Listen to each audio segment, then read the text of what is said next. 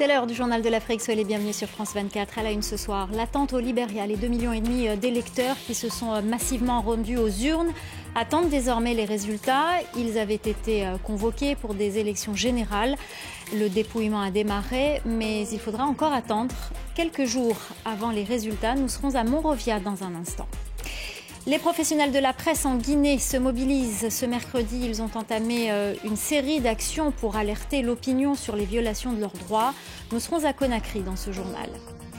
Et puis à la fin de cette édition, nous recevons Serge Billet, journaliste et auteur de plusieurs ouvrages tout aussi passionnants les uns que les autres. Il vient ce soir nous parler de son dernier livre sur les étranges prénoms donnés sur le continent et aux Antilles. Interview à suivre à la fin de ce journal. Au Libéria, les électeurs attendent désormais les résultats des élections générales. Le vote s'est tenu mardi et ils étaient nombreux à accomplir leur devoir électoral. Le dépouillement qui a commencé après la fermeture des bureaux de vote devrait durer plusieurs jours. Les précisions de notre envoyée spéciale à Monrovia, Julia Guggenheim.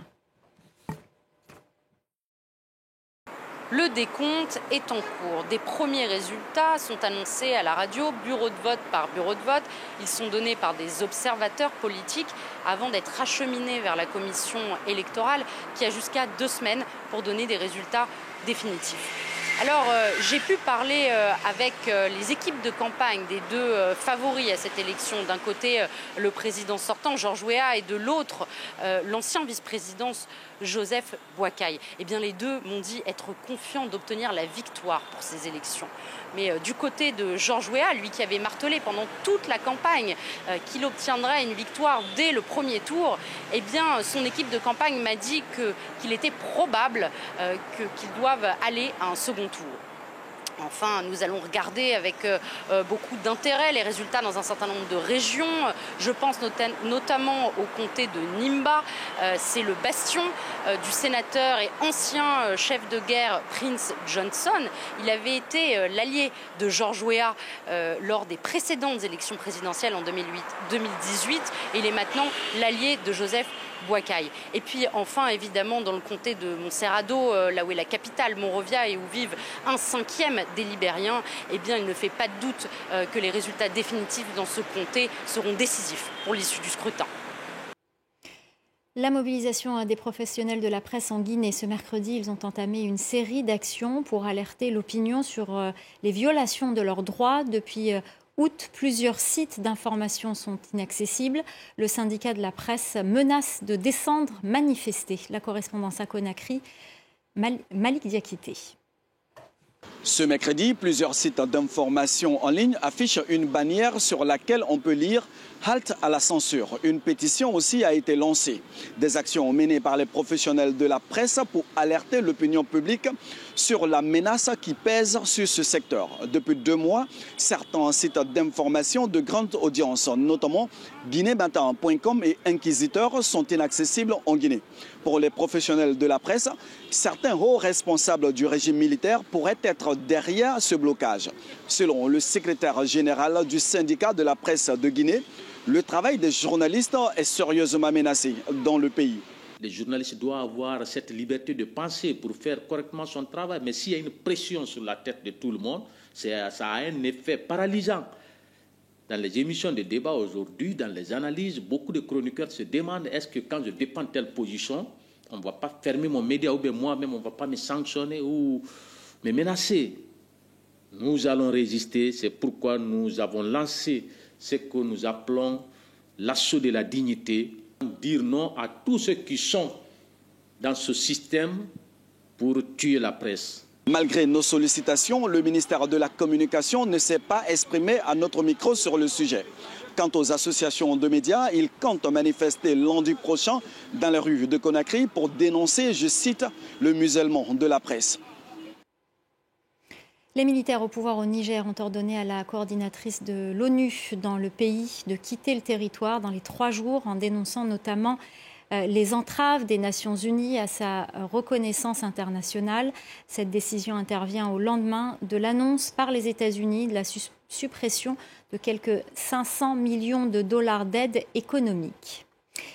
Et puis la junte au pouvoir à Bamako a décidé d'annuler l'autorisation donnée à Air France de reprendre ses vols sur le Mali. Air France avait annoncé mardi qu'elle allait recommencer à desservir le pays à partir de vendredi, après 2 mois de suspension dans un contexte de tension. La nouvelle directrice de l'OIM, Amy Pope, a choisi le continent africain et plus précisément l'Éthiopie pour son premier voyage international. Pendant 2 jours, elle a visité le siège de l'Union africaine et un centre de transit. Elle a partagé les objectifs de son mandat avec les médias sur place. La correspondance de Clotilde Hazard. La priorité qu'a définie Amy Pope pour son mandat est le changement climatique, facteur majeur de migration. Ces 10 dernières années, rien qu'en Afrique subsaharienne, plus de 7 millions de personnes ont émigré à cause des catastrophes climatiques, en particulier les inondations et la sécheresse, y compris en Éthiopie, pays présentant tous les types de migration, avec surtout 4,4 millions de personnes déplacées à l'intérieur même du pays, dont la première cause sont les conflits, les 2 ans de conflit au Tigré, terminé en novembre dernier, ainsi que le conflit en région Amhara en cours. Les populations doivent pouvoir rentrer chez elles en toute sécurité, a déclaré Amy Pope.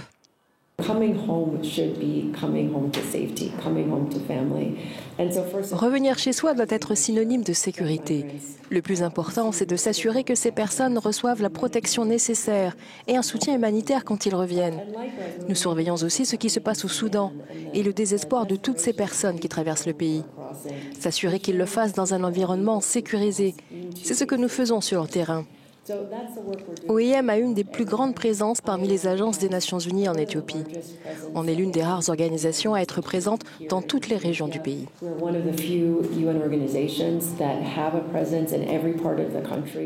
Autre priorité donnée par la directrice, mettre en valeur le potentiel économique que représente l'immigration.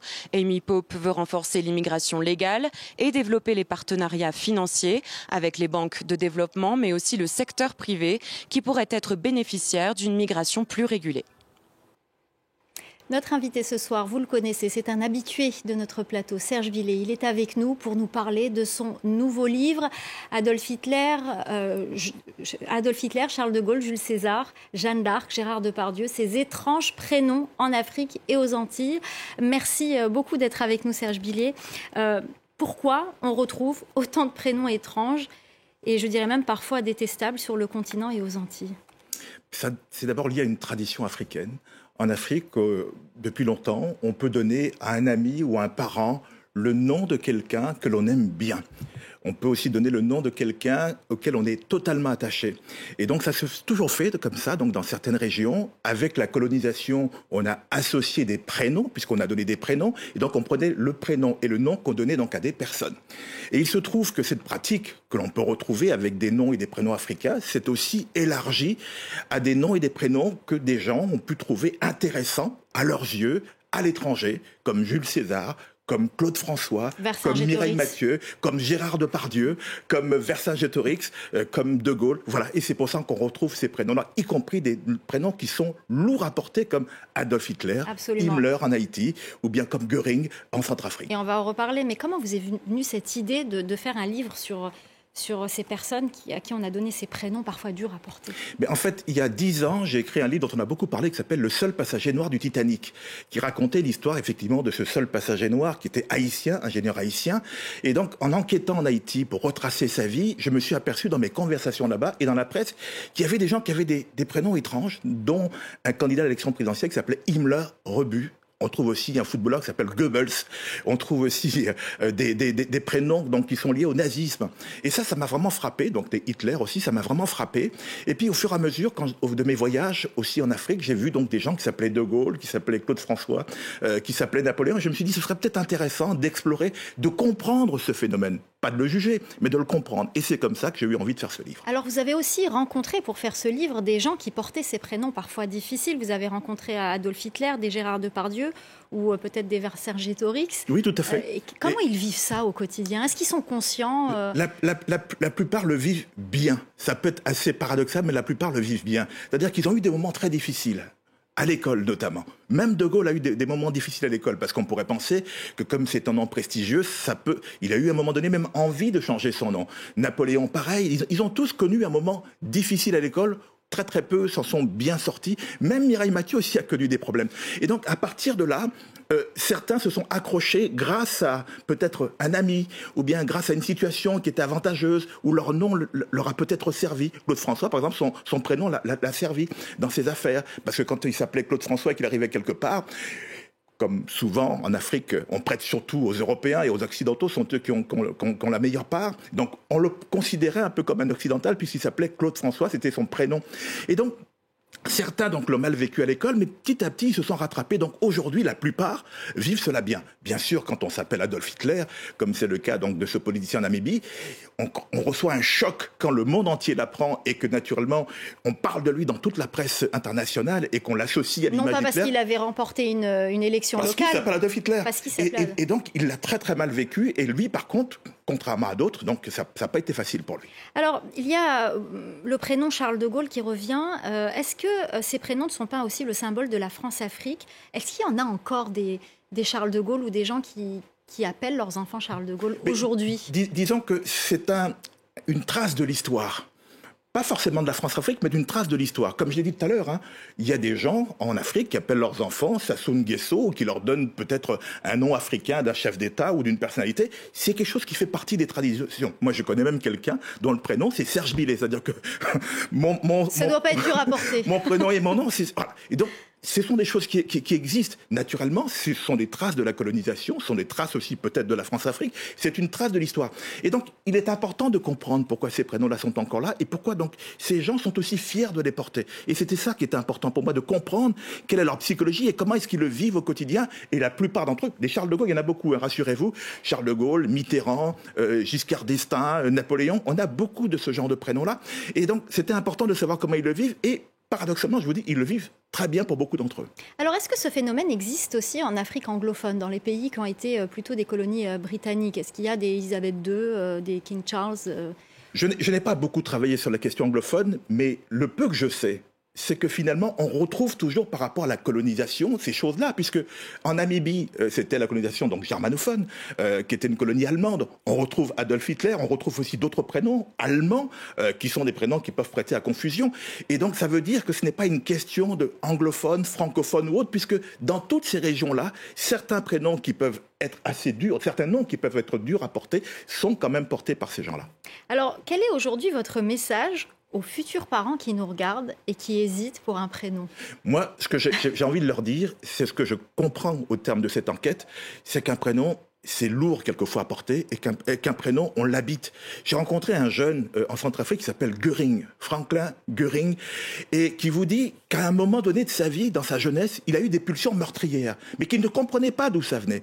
Et c'est quand il a découvert son nom, en tout cas le prénom qu'il avait, qui tenait donc à ce fameux nazi Göring, qu'il a compris pourquoi est-ce qu'il était habité par ce genre de choses. Aujourd'hui, il lutte contre ça. Il essaye de pouvoir donc avoir une vie normale, mais il sent que quelquefois, donc ce n'est pas toujours facile. Donc oui, les prénoms sont lourds à porter, il faut faire très attention aux prénoms que l'on donne à ses enfants. Et si on peut donner des prénoms africains, c'est encore bien. Ah bah c'est noté. Ça peut être aussi dur d'ailleurs, je termine avec ça, de donner un prénom prestigieux comme Nelson Mandela, Thomas Sankara, Patrice Lumumba. Ça peut être dur aussi à porter. Ça peut être dur à porter, mais je vous prends l'exemple de celui qui s'appelle De Gaulle. Il le vit bien. Il a eu un passage à vide à l'école, mais aujourd'hui, il le vit bien. Merci beaucoup, Serge Billet. Donc, je rappelle que vous avez sorti un nouvel ouvrage sur les étranges prénoms sur le continent et aux Antilles. C'est la fin du Journal de l'Afrique. Restez avec nous. L'info continue sur France 24.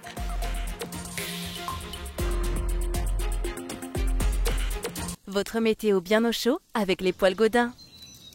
Depuis 1840, le savoir-faire Gaudin réchauffe votre intérieur. Pour votre poêle, Gaudin naturellement. Dans la maison française, chacun fait la pluie et le beau temps. Pour prendre la température, regardez la météo avec Alinéa.